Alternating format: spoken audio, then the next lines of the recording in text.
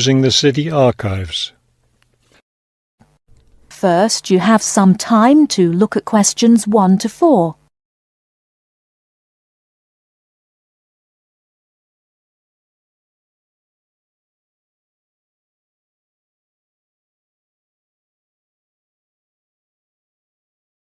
Now we shall begin.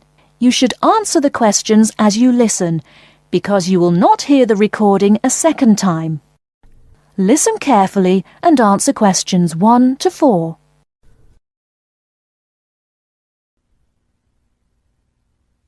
Hello. I was wondering if you could give me some information about using the archives? I'd be happy to. Are you a resident of the city? Actually, I live just outside the city, but I study at the university downtown. That's fine. All you need to do is show your university identification card, and you can use the archives at no charge, as long as your ID card is current, of course. Yes, it's valid. So I don't have to pay anything? No, city residents pay an annual fee, but students can use the archives for free. Everyone else needs to get special permission from the director, but that doesn't apply to you, of course. Oh, good. I was also wondering about the schedule. I have classes every day, Monday through Friday, and I also have a part-time job, so I could really only use the archives on weekends. That's not a problem at all. We're open all weekend. Actually, the only day we're closed is Monday, so you can come any day, Tuesday through Sunday. Are you open in the evenings? Yes, we're open from 9:30 in the morning until 8:30 in the evening. That will fit my schedule well.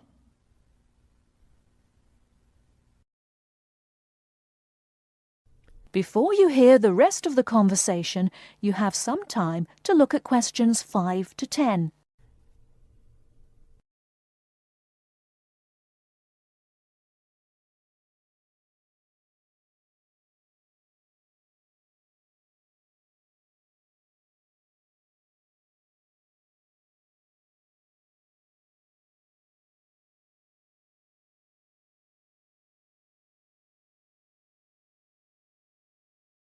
Now listen and answer questions 5 to 10. Is there something else I can help you with? Yes. One thing I'll be needing to see for one of my class projects is old photographs. Do you have photographs of the city in the 19th century that I could look at? Yes, we store all the photographs in the basement. Those stairs over there will take you down to the photography collection. Just tell the librarian there what you're interested in, and he'll help you. Those would be 19th century photographs? Yes, the entire collection is there. Now, if you're interested in seeing documents from the 19th century, those are right here on the ground floor. I would like to see some of those documents.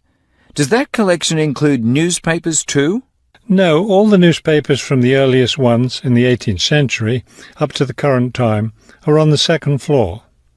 Here, let me just give you this map of the archives, and you'll be able to find whatever it is you need. Thank you. Oh, I see you have a whole room devoted to maps.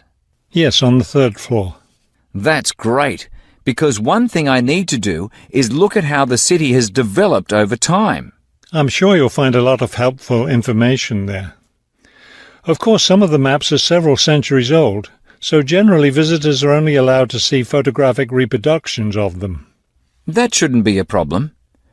What's this on the fourth floor? Ogden's Woolen Mill. As I'm sure you know, Ogden's Woolen Mill was the major entity responsible for the growth of this city in the 19th century. The Ogdeniers gave money for the archives to devote an entire floor to information about the history of the mill. Will I be able to find information about the Ogden family there? Photographs, personal papers, things like that? Probably the family photographs are stored downstairs in the photography collection. The personal papers would be on the 5th floor, where we keep all the personal papers of famous residents of our city. Thank you so much for your help.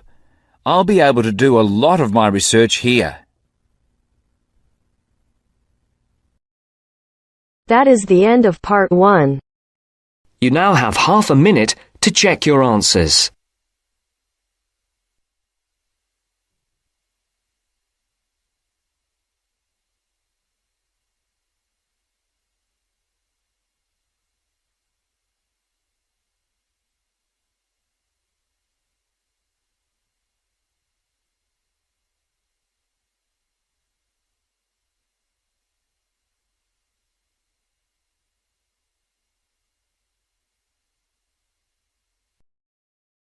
Now turns to part 2. Part 2. You are going to hear a conversation. First, you have some time to look at questions 11 to 17.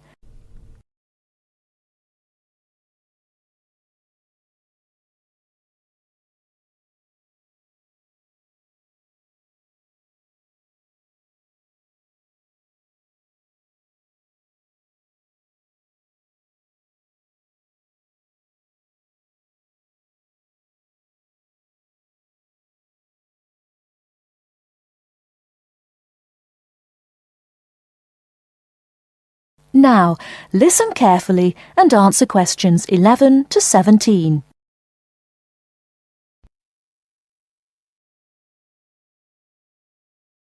Rita speaking. What should I do for you? Oh, hi. I'd like to order some stationery.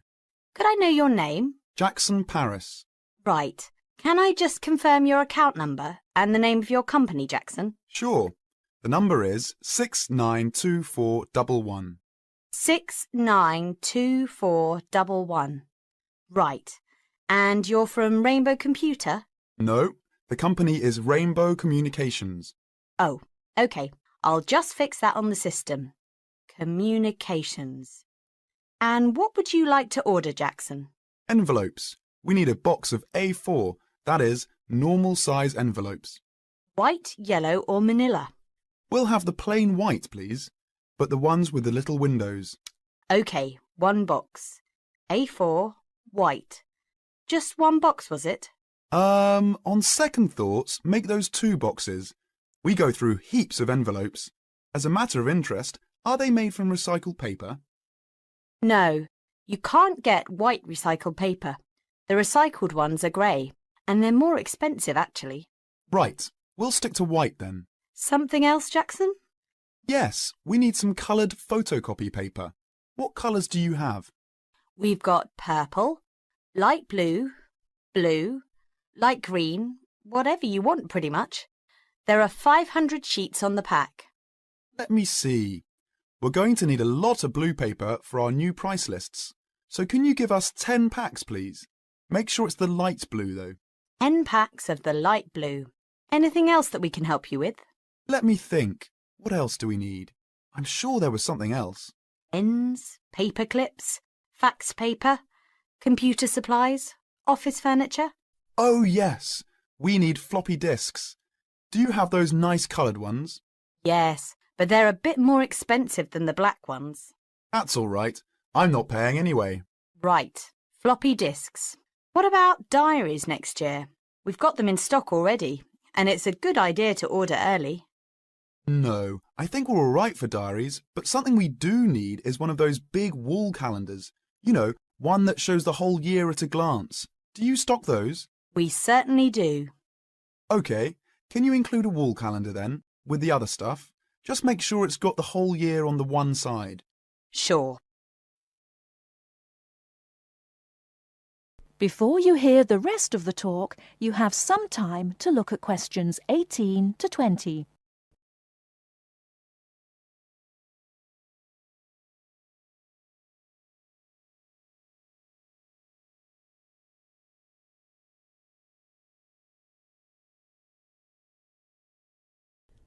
Now listen and answer questions 18 to 20. And do you have a copy of our new catalogue? No, I don't. But would you send one? Yes, I'll pop one in with the order. You'll find it a lot easier to remember what you need if you have our catalogue in front of you next time. Yes, good idea. And when can you deliver this? Should be with you tomorrow morning. Can you make sure that it's not after 11:30 a.m? Because we have to go out at 12. There's only myself here on Fridays. Fine. I'll make a note in the delivery docket that they should deliver before 11:30. Thanks very much. Thanks. That is the end of part 2. You now have half a minute to check your answers.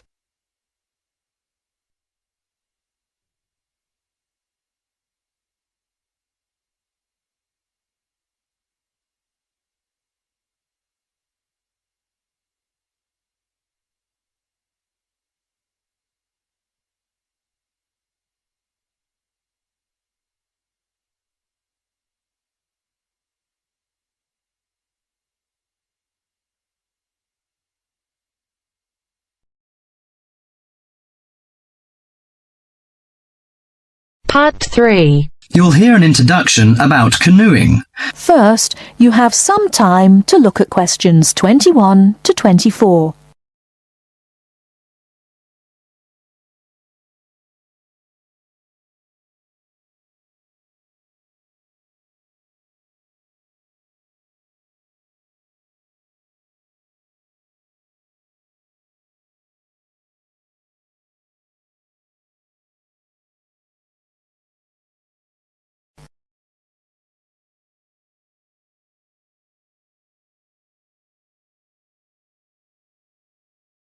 Now, listen carefully and answer questions 21 to 24. Have you imagined paddling around on a river in a small boat? Canoes, which are narrow boats and usually hold 1 or 2 people at the most, are particularly well known for being unstable and turning over in the water. But more and more people enjoy this dangerous sport. Today, Cynthia Bocci, an adult education teacher and an addict of canoeing as well, will share her experience of canoeing with us. Cynthia, when did you begin this sport?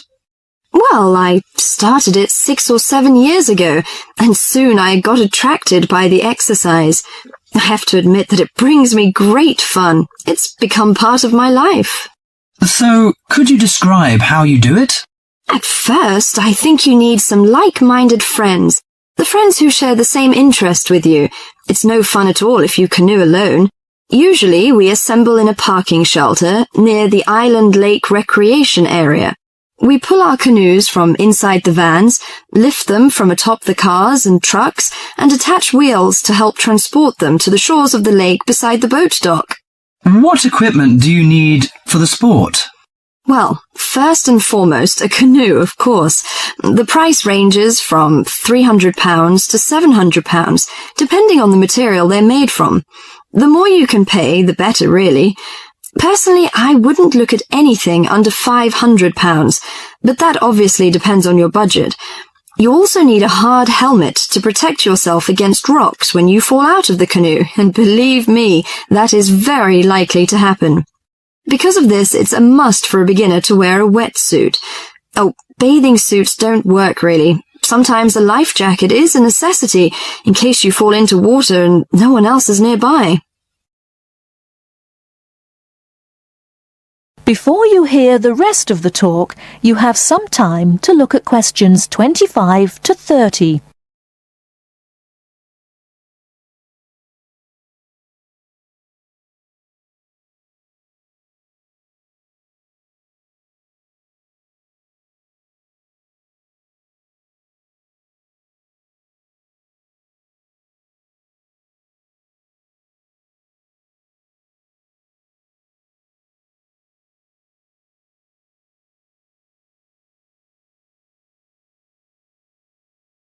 Now listen and answer questions 25 to 30.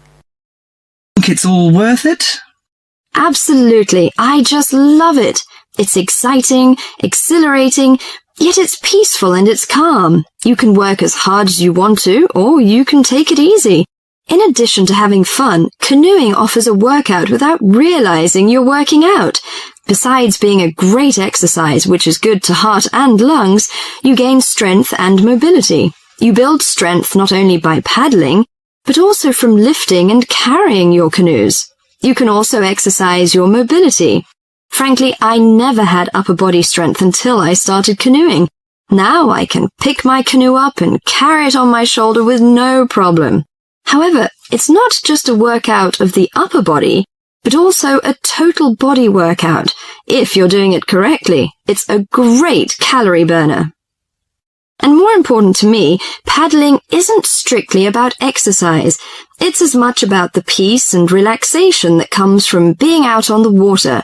I saw it described on a brochure as liquid medicine for the soul, and that is so accurate. It allows you to take a mental break from your ordinary routine. It's a lot of fun and you meet a lot of great people. We connect on the waterways by responding to email invitations, posting on websites and club announcements. Also, it's a great way to get an up-close view of nature. You can sneak up on wildlife. I've been right next to ducks, deer, and all kinds of birds. You just get a different view than you can get on land. I especially enjoy camping by canoe. It's like backpacking without having to carry a pack on your back. You can put everything you need in the hatches of the canoe. Have you experienced this kind of camping? Well, whatever you say about this sport, it's never dull. I think on one level it's a serious activity and you can become a real champion, but it's a small group who take it that far. But for most it's a fantastic sport for anyone who likes adventure. That is the end of part 3.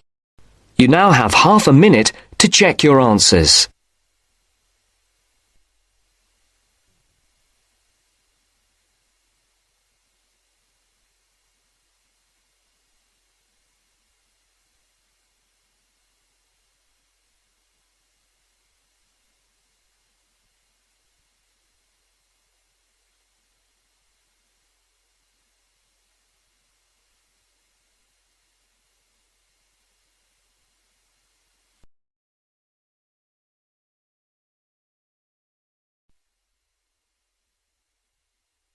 Now turns to part 4. Part 4. You are going to listen to a student, Liz, giving a seminar presentation on advertising. First, you have some time to look at questions 31 to 40.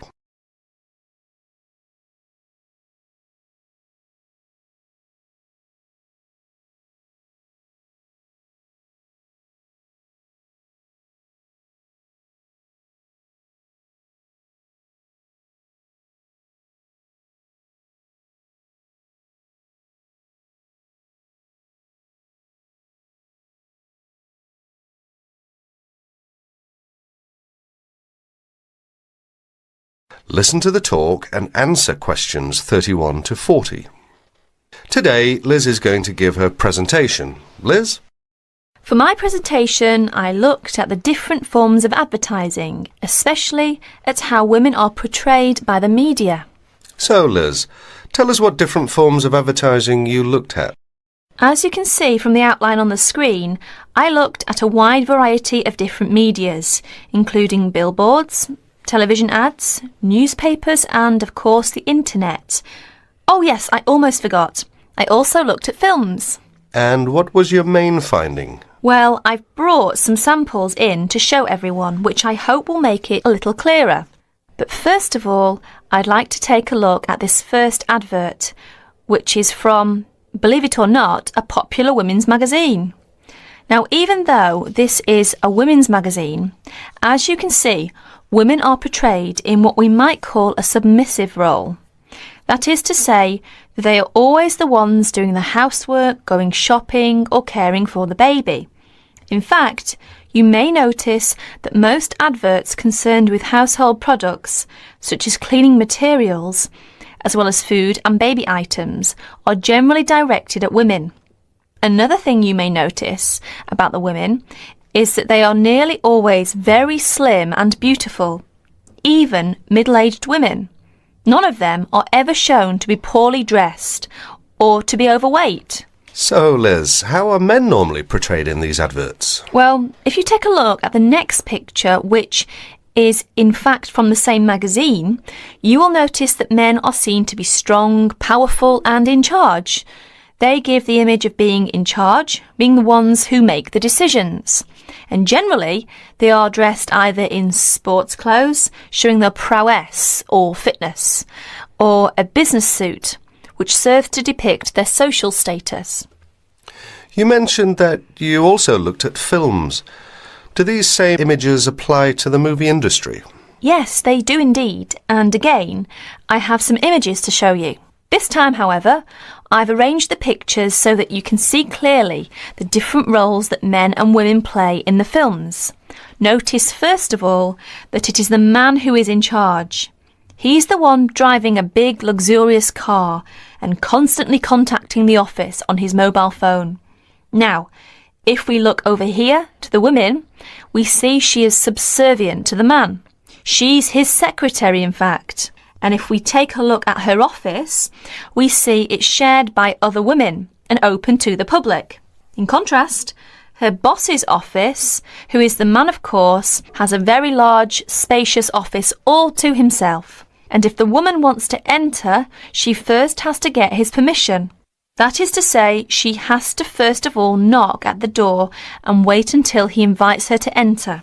However, if the man wants to talk to the woman, he simply picks up the phone and requests her attention. Are there any images where women are not shown to be of a lower social status to men? No, there aren't. Well, very few in fact. There are, of course, times when the woman, for example, is playing the part of a scientist with a man as her assistant. Yet even here, she is not in a position to make decisions. Decisions, in fact, are still made by her boss, who, of course, is a man. In other less extreme conditions, such as we can see here, the woman is playing the role of a housewife and mother, while her husband goes out to work to earn the money.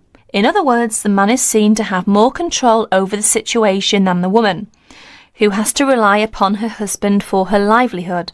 So, how far do you think this reflects real life? That's hard to say, because generally women do tend to do more housework and cooking than men.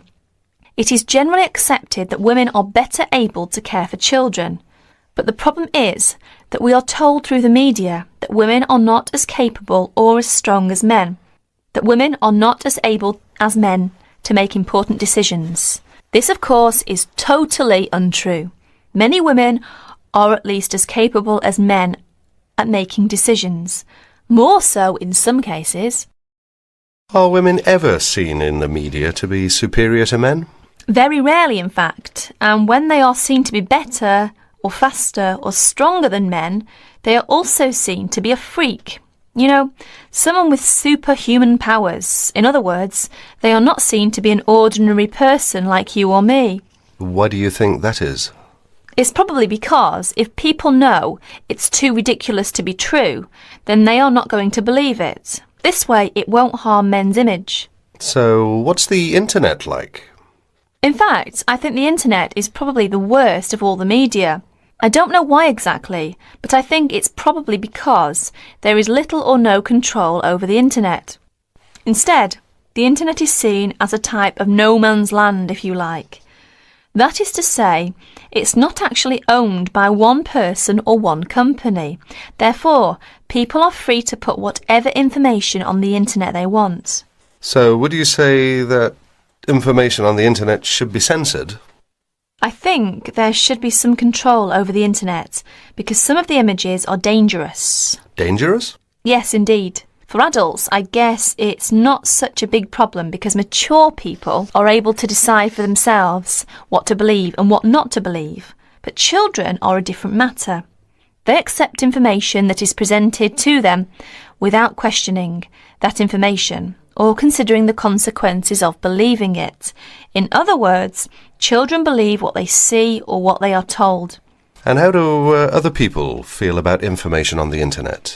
Actually, I carried out a survey to find out other people's opinions. As you can see from this chart, the majority of people over the age of 28 were in favour of restricting the information. It was only people under the age of 20 who really thought that information shouldn't be censored. In fact, only about 8% said that information on the internet should be restricted in some way. Well, thank you, Liz. That was a very interesting topic. And I'm sure that if any of you have any questions, Liz would be more than happy to answer them. That is the end of